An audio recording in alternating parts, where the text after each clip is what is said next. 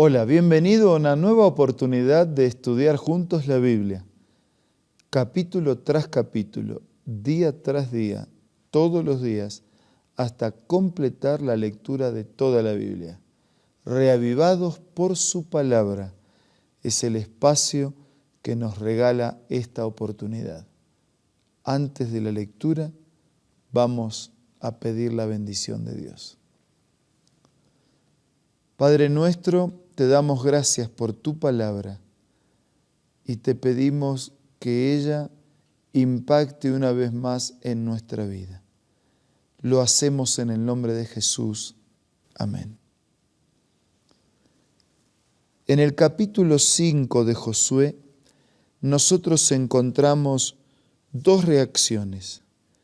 Por un lado, la reacción de los pueblos vecinos al pueblo de Israel, que se llenaron de pánico, de temor, porque fueron testigos de la evidente manifestación del amor de Dios, que abrió las aguas del Jordán, que contuvo el movimiento del río para que el pueblo pudiera cruzar en seco. Esa acción de parte de Dios trajo mucho temor y preocupación a los reyes cananeos, a todos los que habitaban en la costa del Mediterráneo, al enterarse que el Señor había secado el río como un milagro, como una manifestación de su amor para proteger a sus hijos.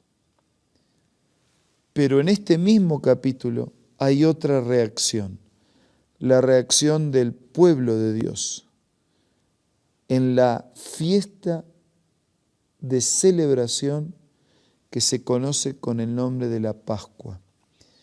Dice el versículo 10, al caer la tarde del día 14 del mes primero, mientras acampaban en la llanura de Jericó, los israelitas celebraron la Pascua.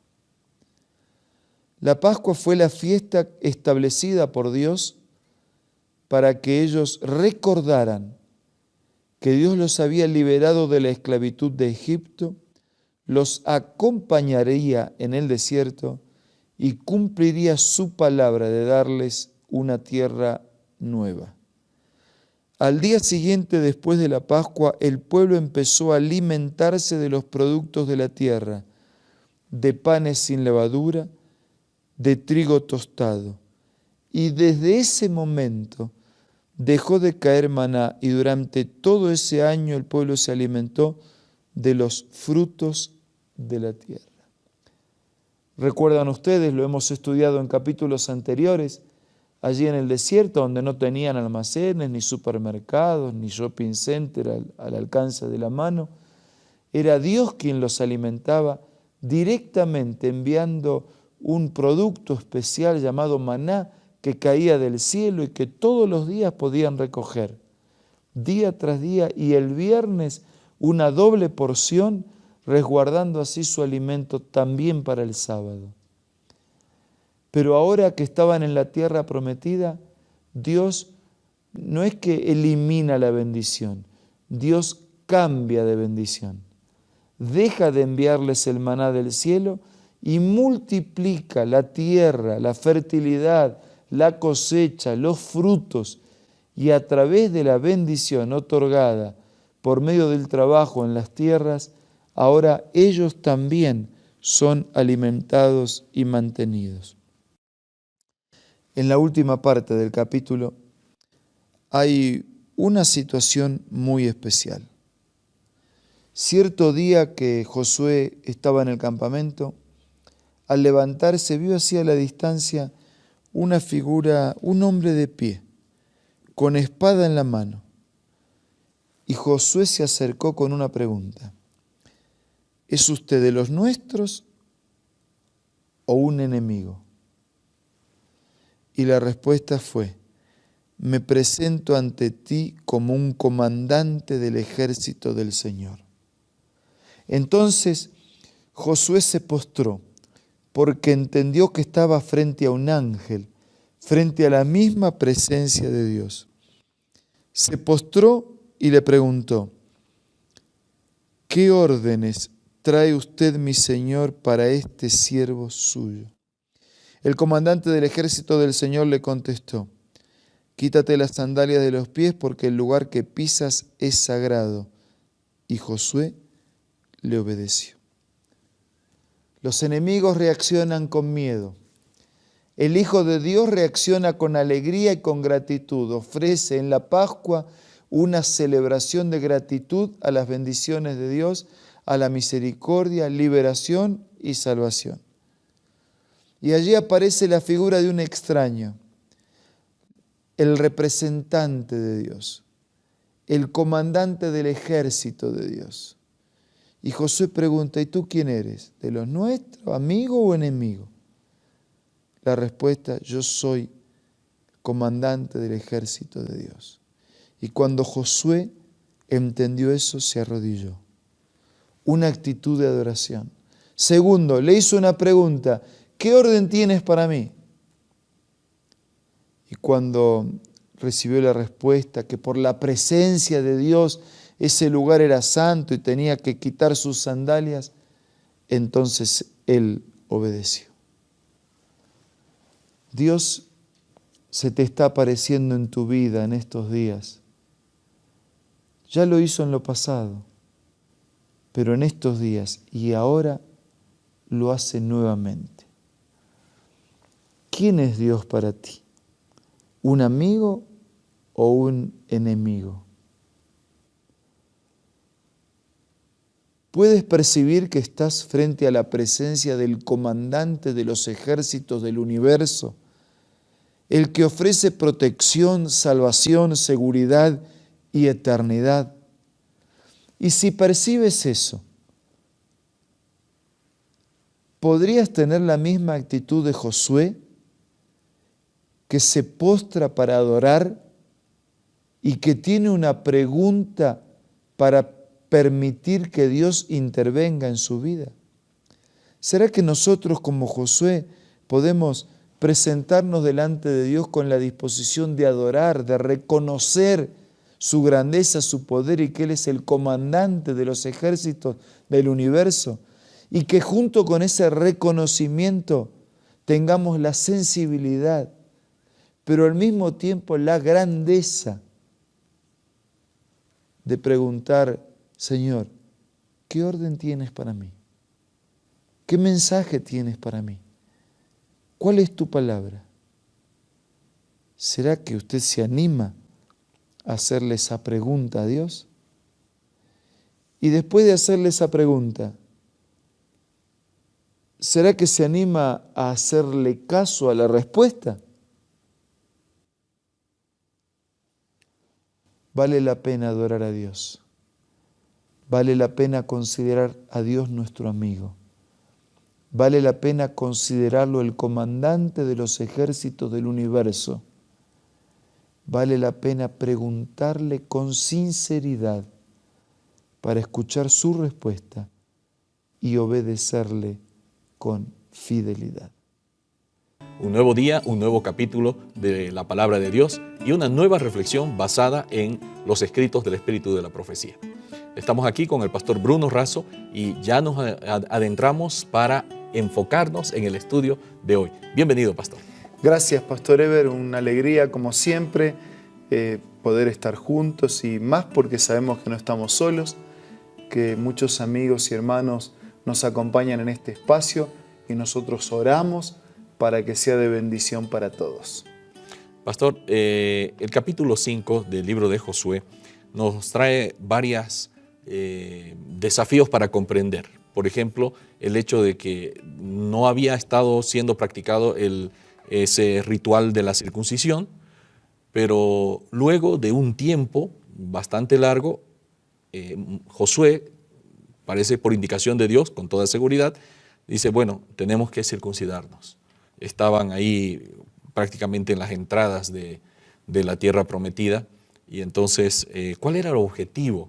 ¿No? Quisiéramos saber, comprender qué dice el Espíritu de Profecía sobre el objetivo de la circuncisión que se practicó allí en Gilgal.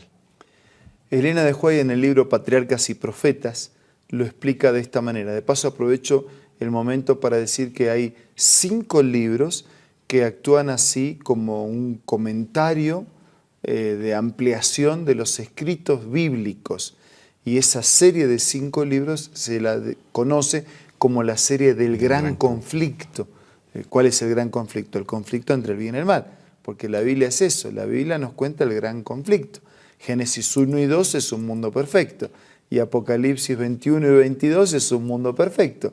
Y en el medio está la gran lucha entre el bien y el mal, ¿no? Claro. Hay 5 libros de Elena de White que acompañan toda la Biblia. El primero es Patriarcas y Profetas, de la que voy a responder ahora. El segundo es Profetas y Reyes. El tercero es Deseado de todas las gentes, o Deseado de todas las naciones. El cuarto es Hechos de los Apóstoles. Y el quinto es El Gran Conflicto. En el primero de esa serie de 5, Patriarcas y Profetas, se responde tu pregunta de esta manera. La suspensión del rito de la circuncisión desde la rebelión ocurrida en Cádiz había sido para Israel un testimonio constante de que había sido quebrantado su pacto con Dios, del cual la circuncisión era símbolo. La suspensión de la Pascua, ceremonia conmemorativa de la liberación de la esclavitud egipcia, había evidenciado el desagrado que causara al Señor el deseo de Israel de volver a esa servidumbre. Pero habían terminado los años de repudiación y Dios reconocía nuevamente a Israel como su pueblo. Y entonces se restablecía la señal de su pacto. El rito de la circuncisión se aplicó a todo el pueblo que había nacido en el desierto y el Señor le declaró a Josué: hoy he quitado de encima de vosotros el oprobio de Egipto.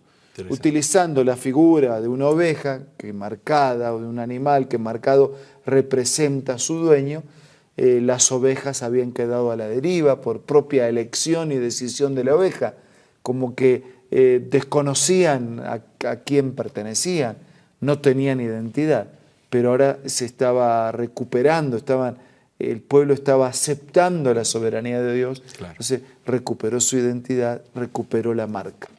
Pastor, es interesante, algunos dicen que la circuncisión era más que todo una medida profiláctica, o sea, de prevención de salud. Era también. Era sí, también, ¿no es claro. cierto? Pero no era solo eso. Exactamente. Era como una señal de pertenencia. Exactamente. ¿Es así? Lo que pasa es que, como en muchas cosas en la Biblia, detrás del símbolo, nosotros tenemos una doble aplicación. Claro. Cuando Dios dice no comas esto, no tomes lo otro, yo hago 2 cosas. En primer lugar, cuido mi salud. Y en segundo lugar, estoy adorando y reconociendo la soberanía de Dios. Correcto. O al revés. En primer lugar, acepto la soberanía de Dios. Y después me beneficio por seguir ese consejo. Así que, ¿era un sistema higiénico? Era. Pero era también una señal de identidad y pertenencia. Qué bien, qué bien. ¿Qué otra señal nos habla el Espíritu y Profecía que marcó el ingreso a la tierra prometida? También de este libro, Patriarcas y Profetas, podemos leer: a las 14 días del mes, por la tarde, se celebró la Pascua en las llanuras de Jericó. Al otro día de la Pascua comieron de los frutos de la tierra panes sin levadura y ese mismo día espigas nuevas tostadas. El maná cesó al día siguiente desde que comenzaron a comer de los frutos de la tierra. Y los hijos de Israel nunca más tuvieron maná, sino que comieron de los frutos de la tierra de Canaán aquel año. Los largos años de peregrinación por el desierto habían llegado a su fin y los pies de Israel pisaban por último la tierra prometida. O sea, la Pascua era señal de liberación de Egipto. El maná era señal de acompañamiento de Dios en el desierto, en su ruta desde Egipto hasta la tierra prometida, ¿no es cierto? Y la permanente provisión de Dios, ¿no? Totalmente. Para las necesidades. Es que no había cómo alimentarse en el desierto. Claro. Literalmente tenía que caer pan del cielo. Pero Dios le había dicho: no siempre será un jardín, no siempre será un desierto. Claro. Un día tendrán un jardín. Y cuando tuvieron el jardín, tuvieron el huerto, entonces ahora ya comían del fruto que aquellas tierras producían, que también es resultado de la bendición de Dios. Claro. O sea, una tierra produce frutos, que es resultado de la bendición de Dios. Pero fue la lluvia, y la lluvia, ¿quién la envía? Sí. Y el poder para germinar y crecer y dar fruto. Es Dios. Es Dios. Sí. Una curiosidad, hay una parte muy corta en este capítulo, casi al final, donde vemos a Josué que se encuentra con alguien, un ser especial, como un ángel con un vestido de guerrero. ¿Será que el Espíritu de Profecía nos dice algo al respecto? Sí, la declaración en 2 páginas más adelante del libro Patriarcas y Profetas dice: Josué veía que la toma de Jericó debía ser el primer paso en la conquista de Canaán. Ante todo buscó una garantía de la dirección divina y ella le fue concedida. Se retiró del campamento para meditar y pedir en oración que el Dios de Israel fuera delante de su pueblo, y vio un guerrero armado, de alta estatura y de aspecto imponente, que tenía una espada desnuda en su mano. Y a la pregunta desafiante de Josué: ¿eres de los nuestros o de nuestros enemigos?, contestó: sino que he venido como príncipe del ejército de Jehová. La misma orden que se había dado a Moisés en Horeb: quita tus zapatos de tus pies porque el lugar en que estás es santo, reveló el carácter verdadero del ministerio forastero. Era Cristo el sublime quien estaba delante del jefe de Israel. Y dominado por santo temor, Josué cayó sobre su rostro, adoró, y tras oír la promesa: mira, yo he entregado en tu mano a Jericó y a su rey con sus varones de guerra, recibió instrucciones respecto a la toma de la ciudad. O sea, un valiente que de pronto tiene temor. Claro. Y parece una contradicción, pero es que el valiente que tiene temor y que se refugia en Dios, ese es el verdadero valiente. El que está preparado. Ese es el que está preparado, Claro. porque no subestima, porque admite sus limitaciones y porque busca su poder en el ilimitado poder de aquel que está dispuesto a concedérnoslo. Entonces, para Josué como para Moisés fue altamente gratificante que Dios le diera un mimo especial, ¿no? una señal especial. No estás solo. Y para él eso es inspirador, es fortalecedor de que su liderazgo está en las manos de Dios, y también le renueva a él no solo la confianza, sino el compromiso también. Qué bueno. Realmente esto nos muestra cómo Dios va conduciendo a su pueblo a través de la historia, y con Josué pasó lo mismo que con Moisés. Dios estaba al mando de su pueblo, ¿no? Y por supuesto hubieron señales que fueron retomadas, como la circuncisión, también la Pascua, y sobre todo un afianzamiento, una seguridad de que Dios estaba con su pueblo a través de su líder. Pastor, ¿cómo nos resume usted este capítulo con el espíritu de profecía? Y luego también nos podría dar la bendición. ¿Cómo no? Yo puedo decir que estas historias se repiten, que tal vez usted también está atravesando por un desierto o por una esclavitud. Y yo quiero recordarle que Dios es el único que puede romper las cadenas de cualquier esclavitud, y que Dios es el único que puede hacer florecer un desierto. Entonces yo no los conozco a todos, nosotros no los conocemos a todos, pero si hay algo que lo esclaviza al dolor, al sufrimiento, al fracaso, a la derrota, a la miseria, confíe, busque, dependa de Dios y permita que Él produzca esa liberación. Y si su vida está tan seca como un desierto, Dios es el único que puede construir, edificar, plantar un jardín, un huerto, un parque, una arboleda llena de frutos, aún en el desierto más árido y más seco. Con esta seguridad vamos a orar. Querido Dios, te damos gracias porque estas experiencias del pasado son aplicables a nuestra vida. Y te pido que bendigas a todos nuestros amigos y hermanos, que si hay alguien que atraviesa el desierto más seco de su vida, puedan sentir la lluvia refrescante de tu Espíritu, puedan sentir el oasis de tu presencia, puedan sentir el maná que desciende del cielo para alimentar sus vidas y el agua refrescante que revigoriza su existencia. Amén.